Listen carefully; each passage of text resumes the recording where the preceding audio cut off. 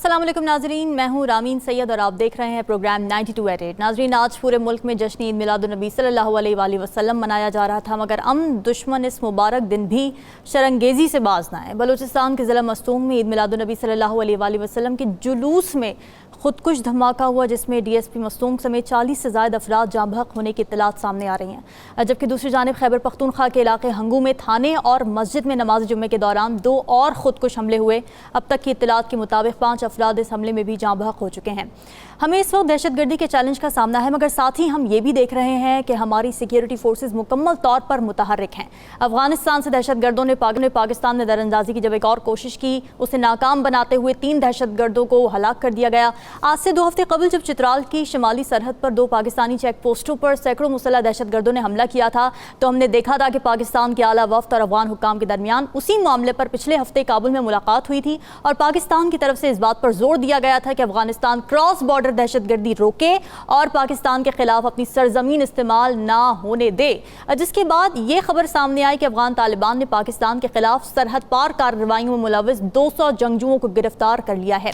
नाजरीन, एक तरफ ये मामला है तो दूसरी तरफ भारत की क्रॉस बॉर्डर आलमी दहशतगर्दी है, जिसकी वजह से वो इस वक्त मगरबी ममालिक के आदाब का शिकार नजर आ रहा है। सिख रहनुमा हरदीप सिंह निज्जर के कत्ल के बाद जब कैनेडियन वज़ीर आज़म जस्टिन ट्रूडो ने भारत को शवाहिद की रोशनी में मुर्द इल्ज़ाम ठहराया, तो अमरीका, बरतानिया, ऑस्ट्रेलिया और न्यूजीलैंड ने न सिर्फ इस वाक़े पर बरहमी का इजहार किया बल्कि भारत पर शदीद तनकीद भी की और कनाडा की हिमायत करते हुए भारत से ये मुतालबा किया कि वो उस कत्ल की तहकीकात में ताउन करे। लेकिन भारत ताहाल इन तहकीकात में ताउन करने से गुरेजा नजर आ रहा है। भारतीय वज़ीर ख़ारिजा ने उल्टा कनाडा से ये मुतालबा कर दिया है कि अगर कनाडा हरदीप सिंह निज्जर के कत्ल के बारे में मुतालिका मालूमात फराहम करे तो भारत उन मालूमात का जायजा लेने को तैयार है।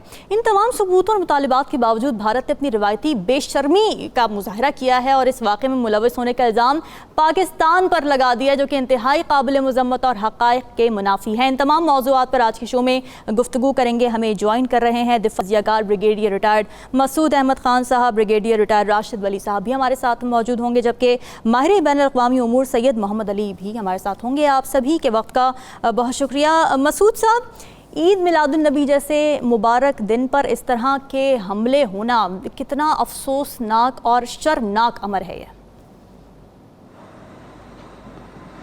जी आप सही कह रहे हैं कि इट इज़ वेरी अनफॉर्चुनेट, और ये उस मुक़द्दस दिन के मौके पर हुआ। और देखें, दुश्मनों के लिए ये चाहे वो मस्जिद हो, गुरुद्वारा हो या चर्च हो, उनके लिए कोई अहमियत नहीं रखता है, लेकिन वो उन्होंने एक सिचुएशन, एक इम्पैक्ट क्रिएट करना था और इसके लिए उन्होंने ये इनके जो प्रॉक्सीज हैं और स्पेशली बलूचिस्तान में उनके काफ़ी प्रेजेंस वहाँ पे मौजूद थे। अगर हम रिकॉल करें कि 2018 में इंडिया ने एक जो बलोच मिलिटेंट ग्रुप्स थे उनको वहाँ पे अफगानिस्तान में उस वक़्त उनको यूनिफाई किया था एंड उनको ब्रॉस कहा गया था, बलोच आजाई राजर सांगड़। और इसके बाद उनको लेटर इन 2020 में उनको फिर फर्दर उनको मिक्स किया विद TTP और एक कंसोर्शियम बनाया टेररिस्ट ऑर्गेनाइजेशंस का, और अकॉर्डिंगली उनको फिर टास्किंग की गई और जो बलोच मिलिटेंट्स थे उनको टास्क किया गया था बलूचिस्तान और कराची है, और रेस्ट बाकी TTP एलिमेंट्स को खैबर पख्तूनख्वा के इलाकों के था। तो अनफॉर्चुनेटली ये देखें, ये जो बलूचिस्तान में जो हुआ है मस्तूंग वाला जो इंसिडेंट है, इसका अगर हम रिकॉल करें 2018 में 13 जुलाई में भी वहाँ पे सराज रईसानी शहीद अपना इलेक्शन कैंपेन वहाँ पे कर रहे थे, एक गांव में वहाँ पे थे, तो वहाँ पे भी एक सुसाइड बम्बिंग हुई थी और उसमें 150 के करीब लोग शहीद हुए थे। और उस वक़्त ISK ने ये रिस्पॉन्सिबिलिटी क्लेम की थी कि हमने ये किया है। और ये देखें, आज का भी ये जो सुसाइड बम्बिंग हुई मस्तूंग में, तो उस पर तो आल्दो अभी क्लेम किसी ने नहीं किया, TTP ने उसको डिनाई किया है, लेकिन अभी आगे देखते हैं उसकी क्या है। फिर देखें, हंगू में भी इसी तरह सिमिलरली वहाँ पे भी सुसाइडल बम्बर गए हैं, 2 गए हैं और एक्सप्लोसिव वाली गाड़ी भी वहाँ पे थी, लेकिन पुलिस ने वहाँ पे रिएक्ट किया और बहुत टाइमली रिएक्शन था। और थर्ड अटैक देखें जोब में संबाजा के इलाके में, वहाँ से भी क्रॉस बॉर्डर अटैक वहाँ अफगानिस्तान से हुई है। तो सिचुएशन ऐसी है कि इंडिया वाले अपने प्रॉक्सीज यूज कर रहे हैं। और अभी देखें सोशल मीडिया पे जो इंडिया की तरफ से इंफॉर्मेशन आ रही है, उनके सोशल जो अकाउंट्स हैं, जो स्पेशली जो रॉ एफिलिएटेड हैं, उन्होंने लिखा हुआ है कि DSP फॉर DSP। तो ये कंफर्म हो रहा है कि इंडियन इन्वॉल्वमेंट जो इन तमाम हमलों में है। ठीक है।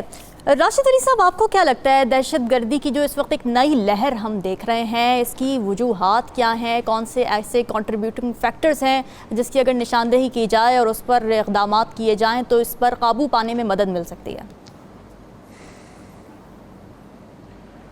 देखें, इसके अवामिल जो हैं वो हमाजहत हैं और एक फैक्टर को एस्क्राइब नहीं किया जा सकता। But if you tell me to put my finger on one number, तो आई टेल यू दैट सबसे अहम जो इसमें इस वक्त अंसर है वो प्रॉक्सी वॉरफेयर है, जो हमें अपने वर्ड्स मिन्स नहीं करने चाहिए। ये भारत की तरफ से उनकी जो एजेंसी रॉ है ये फुली इसमें मुलविस है और अपने अंदरूनी और बैरूनी जो उनके मसाइल हैं, तो दुनिया उनको जो लान तान कर रही है क्योंकि उन्होंने एक फॉरेन जो नेशनल है उसका कत्ल किया है कैनेडियन सॉइल पे, तो उससे अटेंशन हटाने के लिए उन्होंने इसको रैंप अप किया है।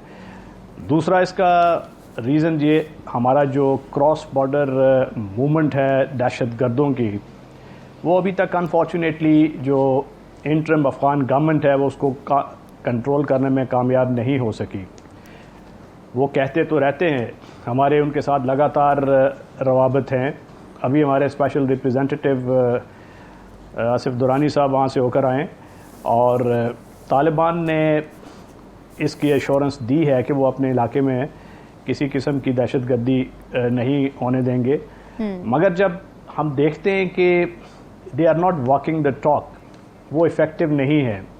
अभी ये भी कुछ ख़बरें आई कि जब चित्राल में हमले हुए तो उसके बाद 200 जो टीटीपी के मेंबरान थे जी, उनको गिरफ़्तार किया गया अफ़गान इंटरिम गवर्नमेंट की तरफ से। मगर कुछ डिट्रैक्टर्स ये भी कहते हैं कि ये उनमें से अपने कुछ जो मुजरिम थे उसको उन्होंने पकड़ा है और वो उसको इस किस्म का तासुर दे रहे हैं कि ये टीटीपी के मेंबरान थे। वेयर एज ऑन ग्राउंड उनका कंट्रोल अभी तक उन पर उस तरीके से नहीं इफ़ेक्टिव जिस तरीके से वो होना चाहिए। और डिस्पाइट इस चीज़ के कि पाकिस्तान ने काउंटर टेररिज्म की जो कोऑपरेशन है उसकी एक्टिविटीज़ में इजाफा कर दिया है। अफ़गान ट्रांजिट ट्रेड सिस्टम में भी जो कुछ बॉर्डर कंट्रोल्स का मैकेनिज़्म है उसको बेहतर किया गया है। मगर उसके बावजूद हमने देखा कि तोरखम पे एक रेनिगेड एलिमेंट्स जो हैं उनकी तरफ से हमला हुआ, और वो इस वजह से था कि पाकिस्तान का एक ऐसा इलाका जिसको उन्होंने खुद छोड़ा हुआ था, क्योंकि वो टेरेन कॉन्फ़िगरेशन इजाज़त नहीं देती थी कि वहाँ बॉर्डर पोस्ट बनाई जाए, तो उससे पीछे पाकिस्तान ने गुडविल बना ली। तो उन्होंने ये समझा कि ये खाली है और इस पे आके हम कब्ज़ा कर सकते हैं। तो जब उनको पाकिस्तान की तरफ से जवाबी कार्रवाई हुई तो दे गॉट द मैसेज। तो ये इंडिकेट कर रही है चीज़ कि Afghan interim government is not in control of its on territory, और उस इलाके से जो रेनिगेड एलिमेंट्स हैं वो अपनी मर्ज़ी से क्रॉस बॉर्डर टेररिज्म की एक्टिविटीज़ में मुलव्विस हैं। तो अब इस स्टेट में हमें अपने जो काउंटर टेररिज्म का ऑपरेटस है उसको रैंप अप करने की ज़रूरत है। और जो ख़ास तौर पे ये जो इंटेलिजेंस वाला निज़ाम है जिसमें पुलिस भी शामिल होनी चाहिए, क्योंकि उनका काउंटर टेररिज्म डिपार्टमेंट है जिसकी फ़र्स्ट रिस्पॉन्डर वो होते हैं, और उनकी एफिकेसी जो है वो इतनी ज़्यादा होनी चाहिए कि वो सहूलतकारों तक पहुँचें और उस पूरी चेन को तोड़ें जिस चेन की मदद से ये दहशतगर्दी की कार्रवाइयाँ रूबामल लाई जाती हैं। अब ये एक इस किस्म की जंग है जिसमें there are no clear boundaries. वो एक बड़ी मशहूर किताब है स्टार फिश एंड स्पाइडर, उसमें वो एनालॉजी लेते हैं कि जिस तरह स्टार फिश होती है जिसका सेंट्रल दिमाग नहीं होता, उसका हर लिम्ब जो होता है ना, अगर उसको आप काट दें तो वो एक रीजनरेट होके एक दिमाग का किरदार करना अदा कर शुरू कर देता है। तो ये स्टार फिश से हम लड़ रहे हैं, और इस तरह हमें जो इनकी डिसेंट्रलाइज्ड किस्म की सेलुलर स्ट्रक्चर है, तो काउंटर टेररिज्म ऑपरेटर्स जो स्टेट का है वो भी डिसेंट्रलाइज्ड होना चाहिए और उसको डिसेंट्रलाइज सतह पर बहुत फ़हाल होना चाहिए। और जब तक वो ये नहीं होगा, और इसमें किरदार आपकी जो सिविल सोसाइटी का है, इसमें जो सिविल वॉलंटियर्स का है, जो सोसाइटी का है, वो बहुत अहम है, क्योंकि इनका सबसे बड़ा जो मकसद होता है टू इंस्टिल द फियर। और वो जो बॉर्डर रीजन्स में ट्राइब्स हैं उनको हुकूमत से दूर करना एक मकसद होता है, और जब उनको ये तासुर मिल जाए हमारी पॉपुलेशन को कि हुकूमत जो है उसकी प्रेजेंस नहीं है मगर दहशतगर्दों की प्रेजेंस ज़्यादा है, तो वो फियर फैक्टर की वजह से भी बहुत सी सहूलतकारी होती है और उनको पनाह दी जाती है। तो ये पूरा एक एकोसिस्टम है जिस पे एक चौमुखी जंग लड़नी है स्टेट ने। बिल्कुल ठीक है। मोहम्मद अली साहब, ज़ाहिर है ये जो मस्तोंग में इस वक्त हम देख रहे हैं जो सिचुएशन है, दहशतगर्दी का जो वाक़या वहाँ पर सामने आया, उसके ताने बाने भारत से और रॉ से मिलते हैं। अभी हम देख रहे थे ट्विटर पर रॉ के करीबी एक हैंडल है, उसकी तरफ से ये ट्वीट किया गया है कि DSP फॉर DSP। अब इसके ताने बाने इस चीज़ से मिल रहे हैं कि 16 सितंबर को उड़ी सेक्टर में फॉल्स फ्लैग ऑपरेशन के तहत एक DSP वहाँ पर मारे गए थे भारत के। तो अब ये तो बड़ा आया हो रहा है, ये तो वाज़े सबूत आ गया है कि जो धमाका आज हुआ है पाकिस्तान में, दहशतगर्दी की जो कोशिश की गई है वो तो भारत और रॉ की तरफ से की गई है। बहुत शुक्रिया जी। बिल्कुल मैं मुख्तसरन ये कहूँगा कि इस वाक़े को समझने और इसकी हकीकत और मकासद को अयां करने के 3 मुख्तसरन पहलुओं की जानिब में निशानदेही करूँगा। एक पहला जो है इसका आइडियोलॉजिकल फैक्टर है जो सबसे इम्पॉर्टेंट है। अच्छा। देखें आज के दिन और उन लोगों जिनको टारगेट किया गया, जिस मुकाम का जो चुनाव है, ये तीनों चीज़ें ये साबित करती हैं कि जो लोग इसमें मुलव्विस हैं उनका वो इस्लाम के भी दुश्मन हैं और पाकिस्तान के भी दुश्मन हैं, और ये हकीकत में खारजी हैं जो कि हमारे दुश्मनों के हाथ में खेल रहे हैं। पहली बात आइडियोलॉजिकल फैक्टर है। दूसरा फैक्टर जो है वो ग्लोबल पॉलिटिक्स का है। इस वक्त दुनिया जो है वो मणिपुर के फसादात, कश्मीर की सूरत हाल और कनाडा में targeted killing through deployment of intelligence agents के बाद दुनिया जो है बतदरीज भारत की हकीकत को भांप रही है। दुनिया का जो की तवज्जो और तशवीश है वो भारत की तरफ जा रही थी। इस वक्त इस तरह के वाक़यात का पाकिस्तान में होना आपको क्लियरली नज़र आता है कि भारत इससे ये फ़ायदा उठाना चाहता है कि दुनिया की जो तवज्जो है वो पाकिस्तान की तरफ मबजूल की जाए, और उसके मुल्क में जो कुछ हो रहा है या वो जो कनाडा में कर रहा है, जो वो दीगर ममालिक में कर रहा है, उससे दुनिया की तवज्जो मबजूल कराई जाए। और तीसरा जो पहलू है वो रीजनल सिक्योरिटी और भारत के 5 मफादात हैं। नंबर 1 ये कि वो एक जो पैसिफिस्ट पुरअमन मकतब फ़िक्र है उसको टारगेट करके जो दुनिया के अमन के सबसे बड़े पैगंबर की यौम पैदाइश, यौम विलादत की खुशी मना रहा है, उन नहत्ते पीसफुल लोगों को टारगेट करके प्रोवोक करना चाहता है। नंबर 2 वो हमारे मुल्क की इंटरनल स्टेबिलिटी जो है, जिसमें हमारे जो ज़्यादा रिलीजियस एलिमेंट्स हैं या लिबरल एलिमेंट्स हैं उनके दरमियान मज़ीद दरार डालना चाहता है। और तीसरा जो बहुत अहम पहलू है वो ये है कि जो बलूचिस्तान में इस वक्त सिक्योरिटी के चैलेंजेस हैं वो बुनियादी तौर पे सब नेशनलिस्ट या एथनिकली मोटिवेटेड हैं, चाहे वो BLA हो या BLF हो।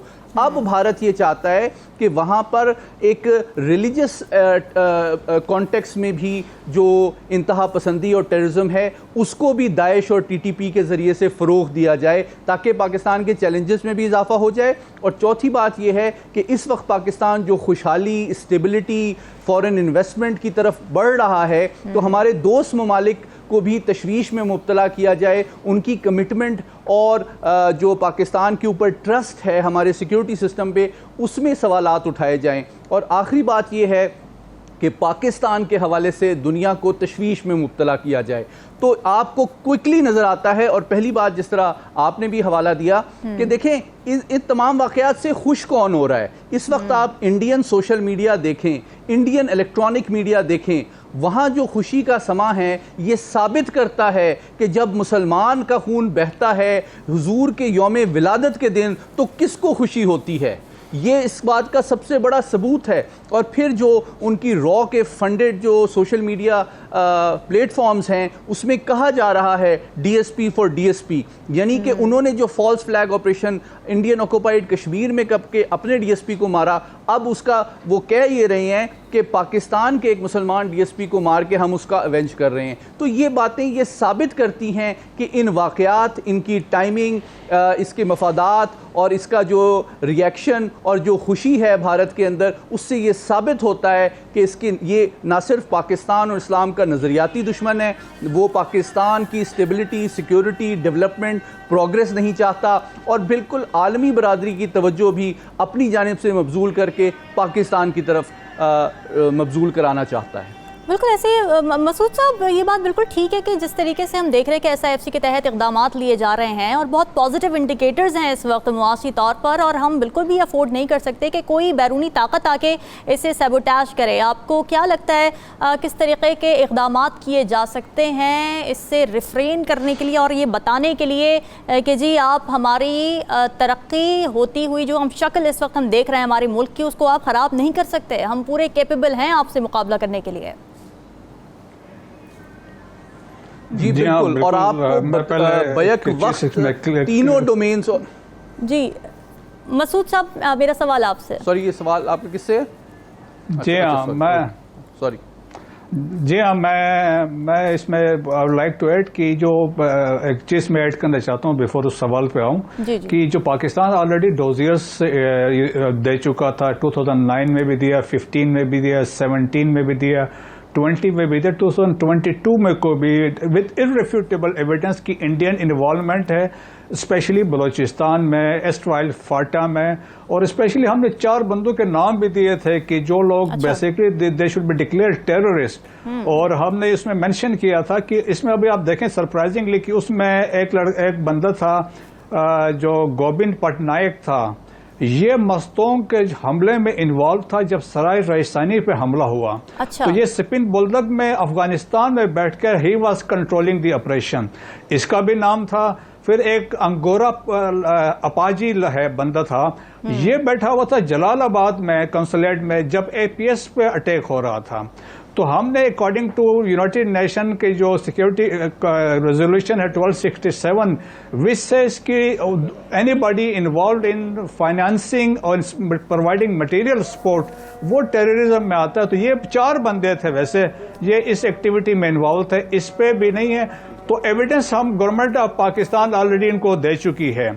अब सेकेंडली ये है कि पाकिस्तान जो है कि अफवाज पाकिस्तान ऑलरेडी कमिटेड हैं, वो ऑलरेडी ऑपरेशंस कर रहे हैं जो अक्रॉस राइट फ्रॉम चतराल से लेके अभी आप देखें कि हम लोग तफ्तान तक बेसिकली एक्चुअली हम इन्वॉल्व हैं। जिस तरह के भी हमले हुए, जिस तरह आपने मेंशन किया, चतराल में भी मसाइल हुए हैं, फिर बन्नू में हुए हैं, कोहाट में हुए, DI खान में, टांग में हुए, साउथ वजीरिस्तान, नॉर्थ वजीरिस्तान और जोब में फाइनली जो जाके हुए हैं। तो है, लेकिन आर्मी हमारी और सिक्योरिटी फोर्सेस बाकी अलर्ट हैं, हम रिएक्ट इस पे कर रहे हैं। लेकिन चीफ ऑफ आर्मी स्टाफ ने इस दफ़ा कैटेगोरिक उनको कहा है कि भाई कि इसके एनफ इज एनफ, इसके रिटेलिएशन होगी।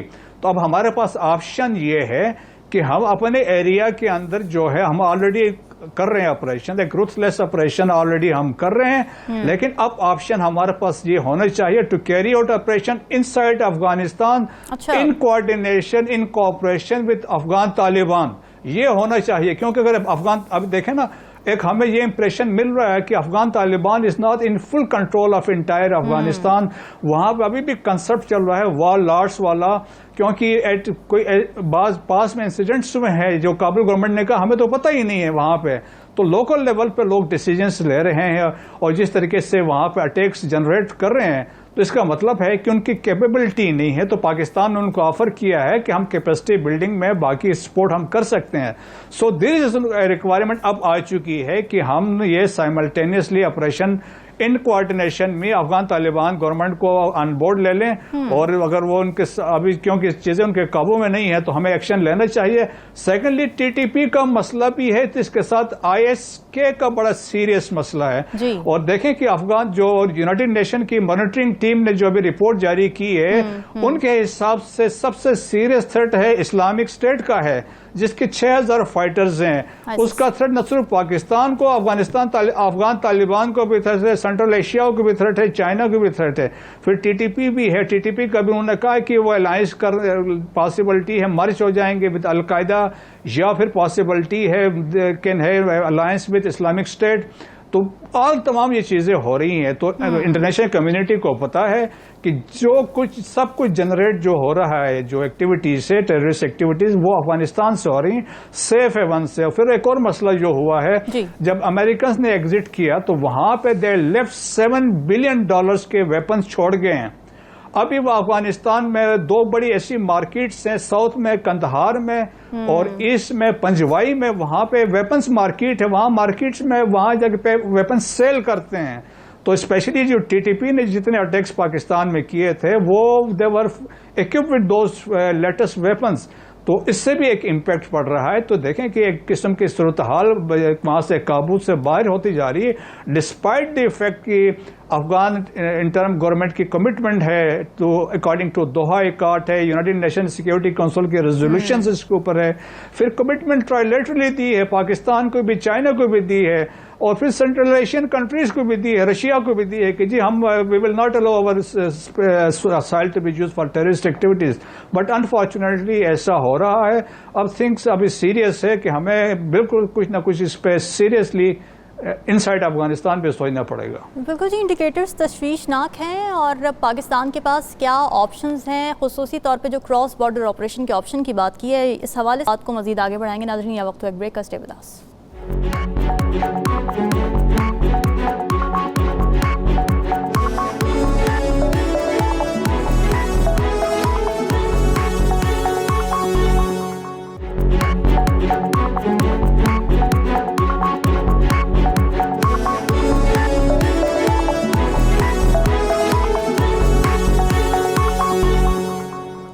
वेलकम बैक नाजरीन। ब्रेक पर जाने से पहले बात हो रही थी पाकिस्तान में जिस तरह की दहशतगर्दी के वाक़यात आज रोनुमा हुए हैं, उसमें इन्वॉल्वमेंट रॉ की, और फिर अफगानिस्तान से हम जिस तरह की सिचुएशन देख रहे हैं, क्रॉस बॉर्डर हम देख रहे हैं कि ऑपरेशंस किए गए हैं और उसको प्रिवेंट करने के लिए भी पाकिस्तान की जानिब से बहुत सारे ऑप्शंस हैं जिन पर गौर किया जा रहा है।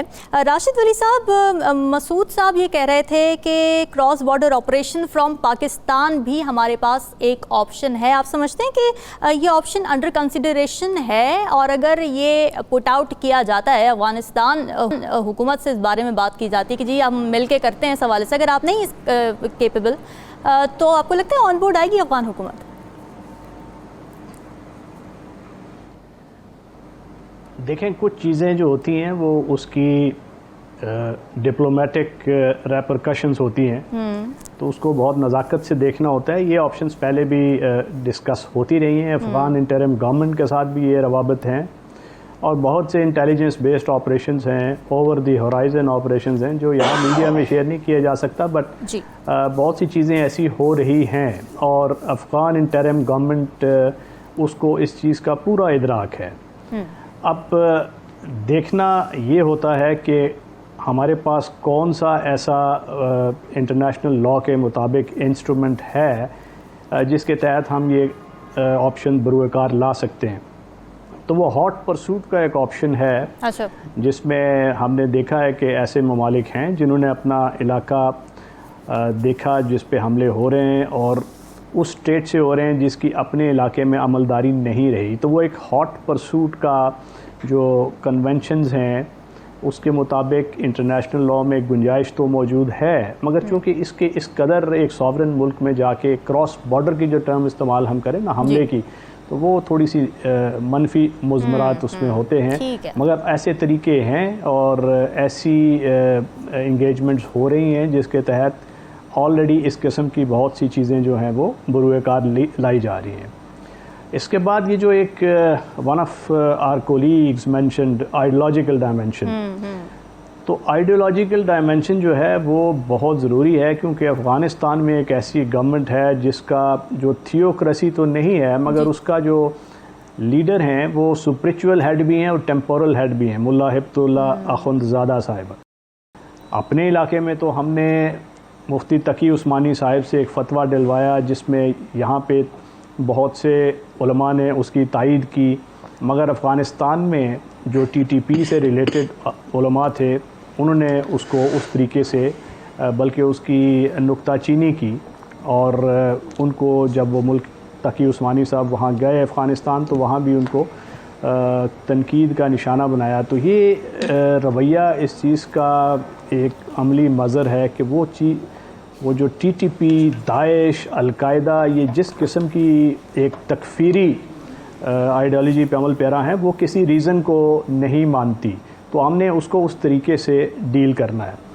अब अफ़गानिस्तान के अंदर मुल्ला हिब्तुल्लाह अखुंदज़ादा अगर वो इस किस्म का कोई फ़तवा जारी कर लें तो उस फतवे को हतमी हैसियत हासिल होगी। सो फार वो फतवा उन्होंने जारी नहीं किया, एक उन्होंने ऑर्डर जारी किया जिसको अफ़गान लैंग्वेज में वो अमर कहते हैं तो उस अमर के मुताबिक उन्होंने वो रोका, मगर वो इस किस्म को उसकी जो डिटेल्ड डिसैमिनेशन डाउन टू जो लोग ये दहशतगर्दी कर रहे हैं उन तक नहीं गई अभी तक। तो पहले तो वो अगर सीरियस हैं अफ़गान इंटरिम गवर्नमेंट, तो उसको ये फतवा ज़रूर जारी करना चाहिए कि जो जैसी भी कोई तंजीम हो, अलकायदा हो, दाइश हो, जो भी उसकी आइडियोलॉजी हो, मुसलमानों का खून बहाना ये कुफ्र होगा। तो इसके बाद फिर हम आगे देखेंगे कि उसकी आइडियोलॉजिकल डायमेंशन कैसे अनफोल्ड होती है। हमारे एंड पे जो करने के काम है, हमें अपना हाउस इन ऑर्डर करना चाहिए। नेशनल एक्शन प्लान एक हमने बड़ी फैनफेयर के साथ अनाउंस किया था, उस पर कितने चीज़ों पे अमल हुआ है, कितनों पे नहीं अमल हुआ है, ये हमारे देखने की चीज़ है। हमने अपना जो अदालती निज़ाम है वो टेररिस्ट या दहशत गर्दों को सज़ा देने के लिए उसमें कितनी रिफॉर्म्स की हैं, ये भी हमारे देखने की चीज़ है। और इसके बाद जो हमारा वो इदारा है जिन्होंने इसको as a first responder deal करना है, उसको कितना रिसोर्स किया जा रहा है, ये भी हमारे देखने की चीज़ें हैं। तो आई विल से दैट अगर वो कौम जो ग्राफिटी को दीवारों से अगर मिटवा नहीं सकती, तो दहशतगर्दी की नेशनल एक्शन प्लान पे अमल करना उसके लिए बहुत मुश्किल होगा। तो हमें अपनी नेशनल प्रायोरिटीज़ को देखना पड़ेगा। गवर्नेंस का जो डेफिसिट है उसको दूर करना होगा। हमारे जो न्यूली मर्ज डिस्ट्रिक्ट्स हैं वहाँ एक निज़ाम ख़त्म हो गया है, दूसरा निज़ाम रूबा अमल नहीं हुआ अभी तक। हमने FCR का और उनका जो पख्तूनवाली बेस्ड रिवाज का सिस्टम तो ख़त्म कर दिया है। और सबसे बड़ा मसला उधर जो आके सेटल होने का है और उनको लाइफ की तरफ वापस ले जाने का है, वो उनका आपस में फ्यूड्स हैं, जो कि उनके लैंड के फ्यूड्स हैं, लाइवलीहुड्स का इशू है।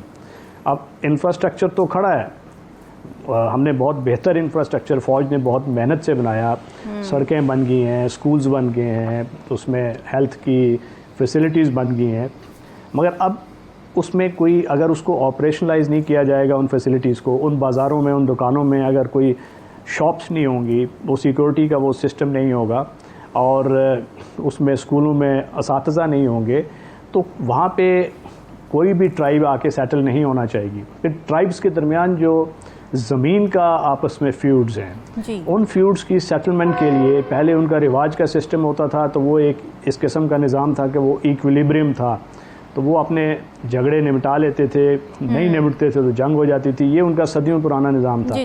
अब जब हमने अपना निज़ाम वहाँ पे इंट्रोड्यूस कर दिया है, तो ना हमारे कोर्ट्स वहाँ जाते हैं, ना हमारे वकला उधर जा रहे हैं, ना हमारा डिस्ट्रिक्ट एडमिनिस्ट्रेशन वहाँ पे मौजूद है। तो जब ये खला है तो उस खला को किसी ने पुर करना है। दूसरी अनफॉर्चुनेटली ये चीज़ ये हुई कि जब फ़ौज ने सैनिटाइज कर लिया इलाका और इस इलाके में जब एक रीजनेबल मेजर ऑफ स्टेबिलिटी आ गया, तो दुनिया में कहीं भी ऐसा नहीं होता कि फ़ौज लगातार 24/7 उन इलाकों में मौजूद रहे। अल्टीमेटली उसने थिन आउट होना होता है, पुल अप बैक करना होता है जी। तो जब वो अमल शुरू हुआ तो उस अमल में जो सिविल एडमिनिस्ट्रेशन थी उसने आगे बढ़कर उस खला को फिल नहीं किया और अनफॉर्चुनेटली वो जब अमेरिकनों के विड्रॉ के बाद वहाँ से जब तालिबान जो थे TTP की बहुत से मुजरिम थे जो उन जेलों से छूटे, तो उन्होंने सीधा इन इलाकों का रुख किया और वो लोग जिनको हमारी फ़ौज ने अपने खून से एक एक चप्पा लिया था, इलाकों को हमने उनसे छुड़ाया था कुर्बानियाँ देकर, और वो लोगों में ये हमने एक एहतमाद दिया था कि अब वहाँ से क्रिमिनल और दहशतगर्द नहीं आके आपको राशिद अली साहब, ये बहुत आपने अहम पॉइंट उठाया। यही पॉइंट लेकर मैं मोहम्मद अली साहब की तरफ जाना चाहती हूँ।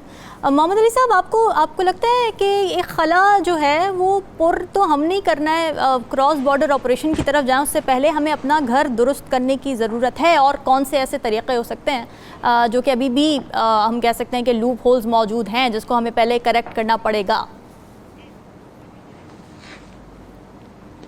देखिए, इसमें मैं ब्रिगेडियर वली की बात को आगे बढ़ाऊंगा।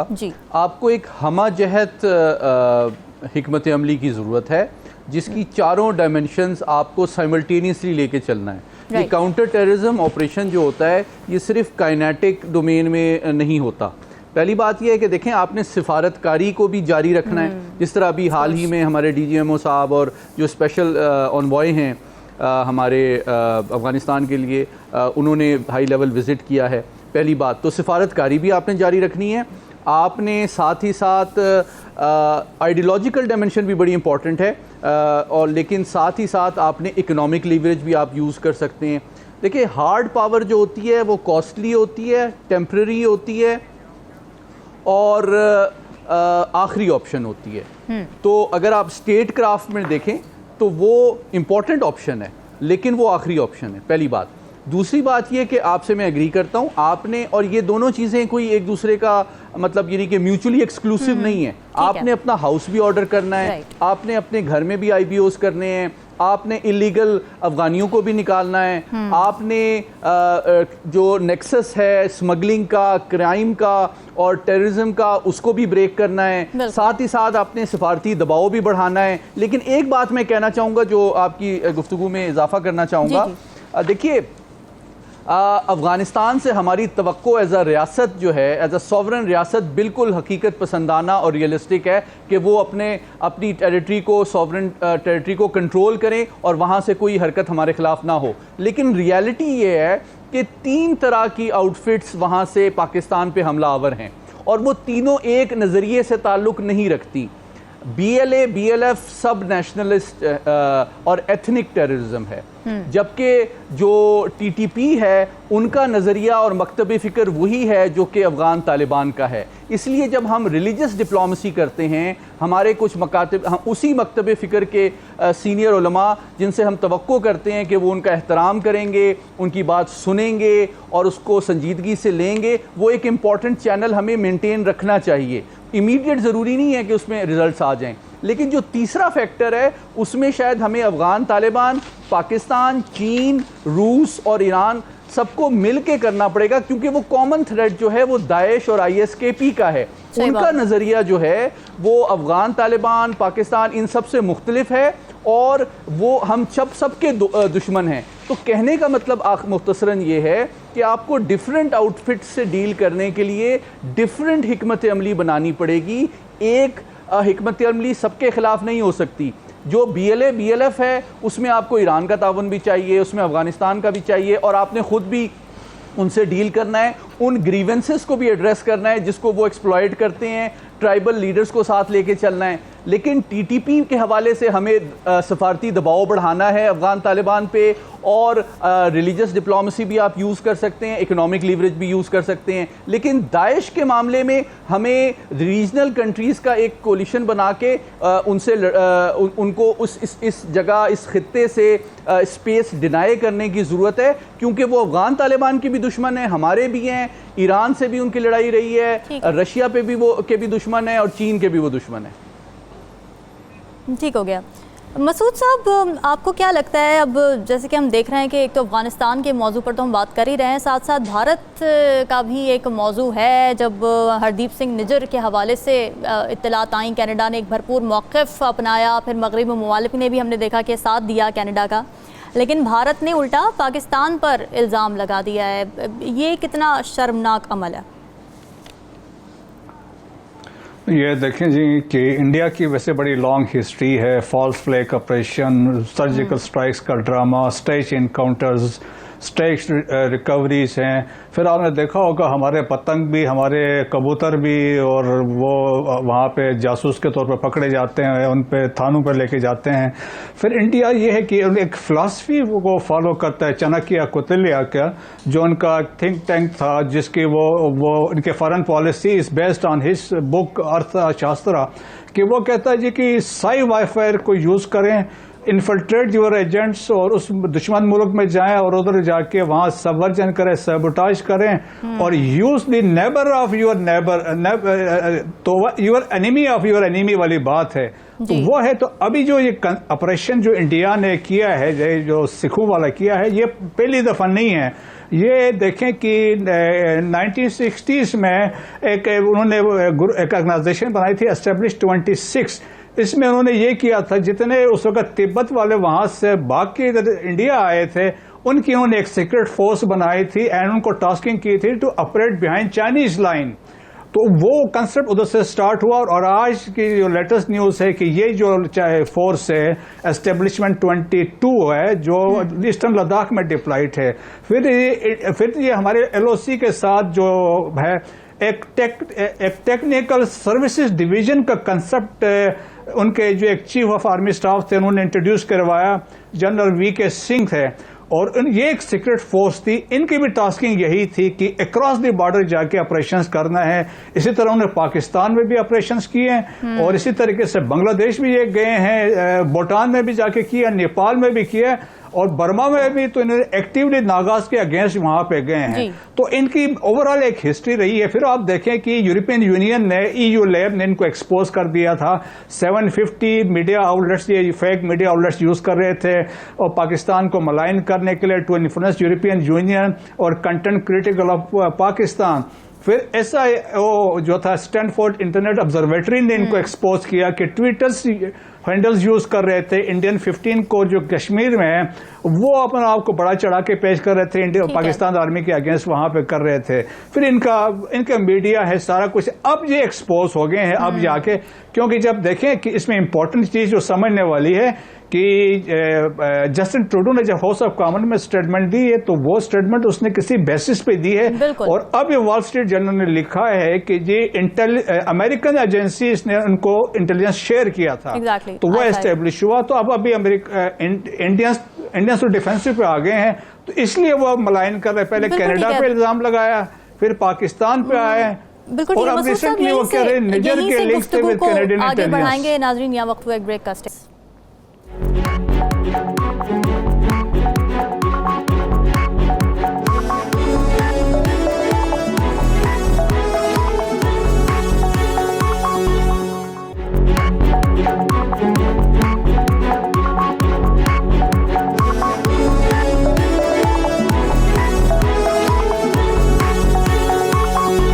वेलकम बैक नाजरीन। ब्रेक पर जाने से पहले बात हो रही थी हरदीप सिंह नजर के कत्ल के हवाले से, जिसके बाद कनाडा ने भारत के खिलाफ दो टोक मौक़िफ़ अपनाया था। ठोस शवाहिद होने की मौजूदगी की तस्दीक भी की थी, मगर बजाय इसके कि भारत अपना जवाब दे, उल्टा इल्ज़ामात वो पाकिस्तान पर डाला है।